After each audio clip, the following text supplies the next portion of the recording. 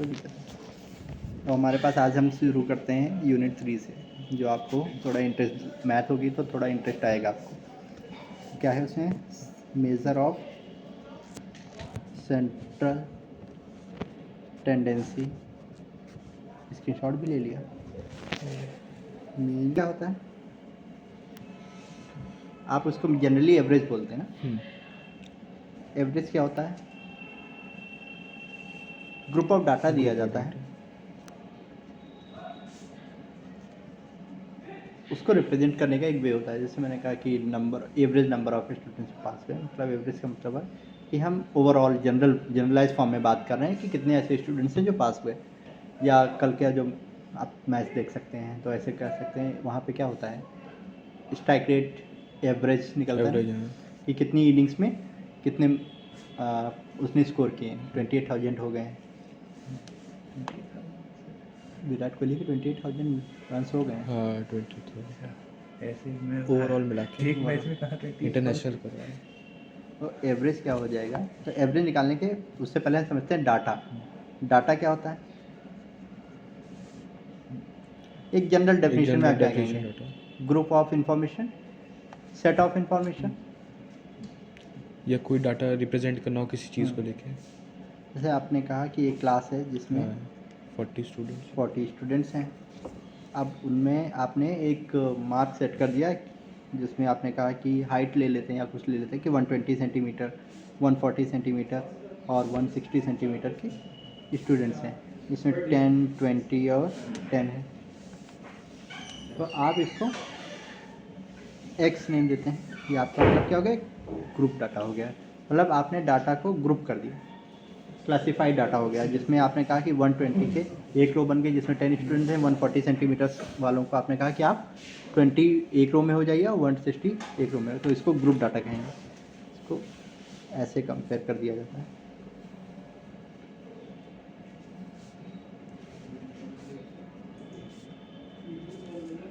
ठीक है, और इसे क्या बोलते हैं? Group data.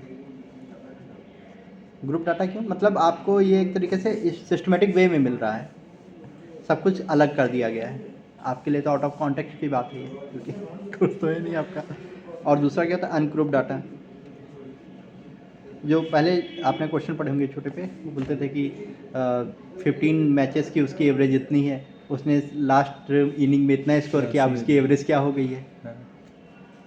Date is ungroup data. तब आपको डाटा सिस्टमेटिक नहीं दिया गया कि फर्स्ट इनिंग में कितना था, सेकंड इनिंग में कितना था, थर्ड में कितना था, वो पूरा ग्रुप फॉर्म में नहीं दिया गया। वो पूरा एक अनग्रुप दे दिया गया, एक बस ऐसे दे दिया गया जनरल वे में कि उसका ओवरऑल 15 का एवरेज दे दिया गया है। ठीक है, उसको बोलते हैं अनग्रुप डाटा। तो अनग्रुप डाटा में भी आपको मीन निकालना होता है, इसमें भी। तो अनग्रुप डाटा का मीन निकालना ईजी होता है। उसमें आपने कहा कि 10, 20, 30, 40, 50 ये डाटा हो गया, ये डाटा है आपका। ठीक है, अगर आपकी मेडिकल टर्म्स में बात करें तो 10 पेशेंट्स ऐसे हो गए जो आपके ऑर्थोपेडिक के हैं, क्योंकि आप हॉस्पिटल मैनेजमेंट की बात कर रहे हो ना, तो उसमें वेरियस टाइप्स ऑफ पेशेंट्स आ रहे होंगे। और 20 ऐसे हैं जो आपके आई डिपार्टमेंट में आए हैं, और 30 ऐसे हैं जो आपके दूसरे डिपार्टमेंट में आए। इस तरह आपके पास 5 डिफरेंट डिपार्टमेंट्स हैं जिसमें डाटा आपके पास आया है। तो ऑन एवरेज पर डे कितना पेशेंट आ रहा है ये निकालेंगे, क्योंकि अलग अलग डिपार्टमेंट के लिए तो अलग अलग आ रहा है। तो ऑन एवरेज कितना आ जाएगा, तो आप कहेंगे कि सारा जो भी डाटा होता है उसको सम कर देते हैं। और टोटल नंबर ऑफ डिपार्टमेंट या टोटल ये 5, तो 10, 20, 60, 150/5। आप कहेंगे ऑन एवरेज 30 स्टूडेंट्स आ रहे हैं इररिस्पेक्टिव ऑफ द डिपार्टमेंट। तो ये मीन हो गया। मतलब मीन का मतलब होता है कि आप ऑन एवरेज देख रहे हैं कि अभी स्टैटिक्स में जब चले जाते हैं तो हेल्थ सर्वे बनाया जाता है, तो एवरेज पे बात होती है। वो तो एग्जैक्ट तो नहीं कह सकते ना, हम एवरेज इसलिए लेते हैं जहाँ पे हम एग्जैक्ट नहीं कह सकते। इतना 120 करोड़ ऐसे मान लेते हैं, 120 करोड़ का गवर्नमेंट हेल्थ सर्वे कर रही है, तो वो आपके हर हॉस्पिटल से डाटा लेगी कि आपके वहाँ कितने पेशेंट्स आ रहे थे और कितने पेशेंट्स को आपने क्योर कर दिया। तो एवरेज क्यों बोला है? क्योंकि एग्जैक्टली आपने जितने, मान लीजिए आपने कर दिया 60 करोड़ पेशेंट्स को, आपने कहा हमने क्योर कर दिया, हमारे वहाँ से अच्छे होकर गए, ये तो आपका उस टाइम का प्रेजेंट डाटा है। आफ्टर सम टाइम वो फिर से आ गए उसमें से कुछ लोग, तो आप एग्जैक्टली तो नहीं कह सकते कि ये 100% श्योरिटी थी कि मेरे पास से क्योर होकर एक बार गए, दूसरी बार नहीं आए। तो ऑन एवरेज बात करेंगे कि हाँ ऑन एवरेज 50% को हमने क्योर किया। ठीक है, क्राइटेरिया नहीं देखेंगे। क्राइटेरिया का मतलब ये हो गया कि हाँ क्योर किया है, प्रॉपरली क्योर कर दिया है, या उसके हेल्थ इश्यूज़ में अगर उसका डिजीज़ को कर्व कर लिया हमने, सिम्टम्स रह गए हैं या इम्प्रूवमेंट अभी रह गई है, तो हम अगर हमने किसी पेशेंट की डिजीज़ को कर्व कर लिया है, सिम्टम्स रह गए हैं, वीकनेस रह गई है, तो हम क्या कहेंगे? पेशेंट डॉक्टर तो ये कहेगा नहीं हमने इसको क्योर कर लिया है, ये हमारे उस डाटा में आ गया है, यहाँ पे हमने इसको क्योर कर लिया। लेकिन अभी वो क्योर है नहीं, उसमें वीकनेस है, उसको अभी भी बेड रेस्ट की नीड है। लेकिन ये होता है डाटा की स्टैट्स की आप बात करें, पूरा वर्ल्ड अब जो प्रेजेंट सिनारियो है उसमें पूरा वर्ल्ड स्टैट्स पे चल रहा है। NSSO, national sample survey office, आपको हर चीज़ के लिए स्टैट्स चाहिए। कोई गवर्नमेंट को पॉलिसी लानी है, कोविड में अगर कुछ करना था तो जैसे उन्होंने डाटा लिया था कि हाँ मान लीजिए वैक्सीनेशन करना है, तो उसके लिए भी उनको स्टैट्स की नीड चाहिए थी कि हम किस तरह इसको इम्प्लीमेंट करेंगे।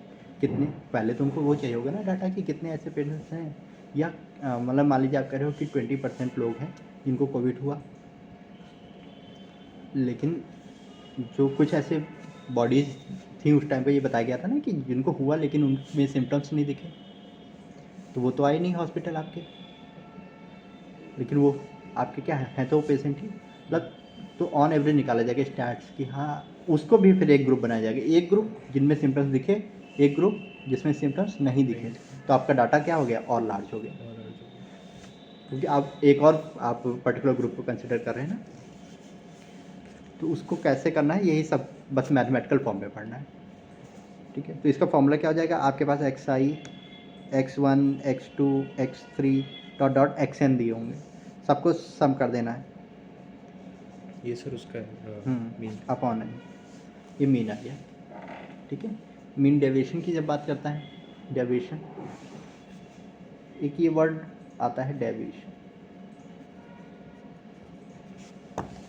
इसकी मतलब इसके ही अगर आप पढ़ते हो 12th की बुक में जाते हो तो वहाँ पे स्टार्ट का जो टॉपिक होता है उसमें इसके 4 to 5 फॉर्मूले मिल जाते हैं, पर आई थिंक इतना डीप हमें जाना नहीं है, हम एक ही मीन डेविएशन का फॉर्मूला देख लेते हैं। तो हम कहते हैं कि मतलब ये जो वैल्यू आई है ये इसका क्या एवरेज है, मीन आया ना एवरेज, और ये कहाँ लाई करता है इस डाटा के मिड, जो भी आपका मतलब एवरेज जो भी निकालेंगे कभी आउट ऑफ डाटा नहीं जाएगा, वो डाटा के मिड में ही रहेगा। ठीक, तो जो एवरेज होगा उसको जो डेविएशन चेक करना है कि इस एवरेज से जो आपका डाटा वो कितना डेविएट कर रहा है, कितना अलग आ रहा है, तो आप उस पर्टिकुलर को माइनस कर देते हो। सपोज 25 आया, 25 minus 10, 25 minus 20, 25 minus 30, 25 minus 40, 25 minus 50। Clear, irrespective of the sign करते हैं, मतलब हमने क्या किया, हम कहते हैं x माइनस है, ये फॉर्मूला होता है। यहाँ पे a हमारा क्या होता है एवरेज, और x हमारा क्या होता है ये जो हमने डाटा लिया था। तो हम कह रहे हैं 10 माइनस 25 से तो माइनस हो जाएगा, तो हम इसलिए डेविएशन में मॉड लेते हैं कि हमें इसकी पॉजिटिव वैल्यू चाहिए। ठीक है, डेविएशन सिर्फ देखना कि हाँ 15 डेविएट हो रहा है, 15 हो गया, ये कितना हो गया 5 हो गया, ये हो गया 5, ये हो गया 15, ये हो गया 25, फिर आ गया डाटा, इस डाटे को फिर से ऐडअप करते हैं और फिर n से डिवाइड कर देते हैं, again and again repeated portion. ठीक है, 15, 5, 20, 25, 25, 50, 65 बाई 15, 13 आ जाएगा, इस तरह करना है। ठीक है, अब अगर हम ऐसे बात करें जैसे मैथमेटिक्स और रिलीफ बात करें तो हमें बस इतना फोकस रखना है कि स्टैट्स की इंपॉर्टेंस कहाँ तक है, मतलब हमें अपने आप को एनालिटिकल थिंकिंग में डालना है। आपने हेल्थ सर्वे की बात करी, अदर कोई ऐसा पर्सपेक्टिव जहाँ पे आप देख पा रहे हैं कि हम स्टैट्स का फुल यूज़ करते हैं हेल्थ सिस्टम में?